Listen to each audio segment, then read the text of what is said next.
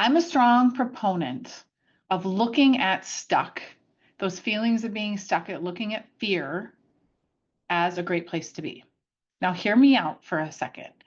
What I mean by this is that when we are up against something that's causing resistance, which we are all in right now, that fear can actually help us build muscle. It can help us get stronger for what's next and to come out the other side. So I want you to really think about our current situation and how, as a leader, you can show up and manage that fear and make it a superpower, make it something that makes you stronger instead of something that keeps you in this same spot. One thing I would suggest that works for me is doing an inventory of who you're listening to right now.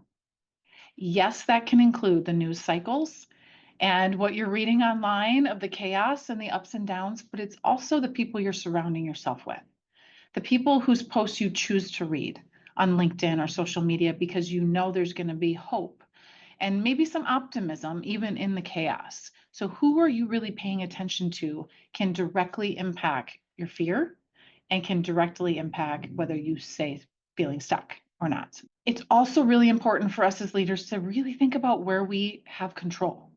When things feel very out of control, it's time to do an inventory of what we actually do control. When we work with companies, oftentimes we'll come in and point out things to them that in their mind felt like they weren't in their control.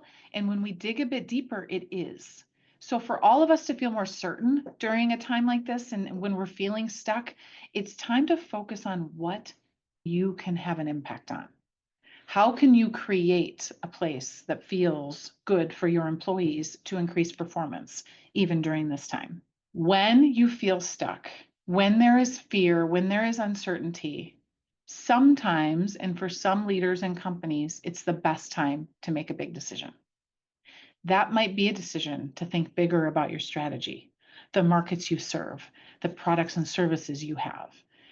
Now, it's not for everybody during these times, but when we look back on case studies of companies who have come through chaotic times, it's typically the ones who have chosen those times to make big decisions and investments. And for you, that might be investments in your leaders. It might be investments in your products or services. But the worst thing we can do during times of chaos and uncertainty is stay in the chaos and the uncertainty and stay stuck. So my guidance for you is, where do you need to make big decisions right now, personally and professionally? We just had this in our own team planning for the quarter and dealing with the uncertainty of what's happening around us as well. And we had a great conversation around innovation. And I think it's an area we all need to rethink, that innovation doesn't need to be flashy. It doesn't need to be something everyone else sees. It sometimes can just be how we operate, how we choose to show up, the processes we choose to build out to make our team and our culture feel better on the inside. That can be just as much of innovation as some new product or service. So back to the things you control is, where can you look for those ideas and those innovative thoughts from your team? Because that in and of itself can energize your culture. And then the last thing is, as a leader, your leadership energy matters more now than ever. I know it's hard some days to get up and do it when there's so much chaos and global risk going on. But if we can learn to manage our own leadership energy by who we're listening to, the things we're doing to move our bodies and keep us healthy, we're going to be able to show up better for the people around us and help them get through and build resilience through these times. We need to be dealers of hope. And to do that, we have to have hope ourselves. I hope this challenges you to think differently about where we're at and how you can show up and the impact you can have, not only on your employees, but on other leaders like me when we show up in the right way on social media, in meetings. It's going to help lift us all, right, out of the chaos that's happening right now.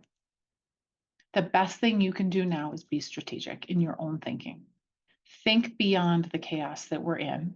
Think beyond the stuck feeling that you're feeling right now, and try to minimize the fear, knowing we've gotten through much harder things than this before.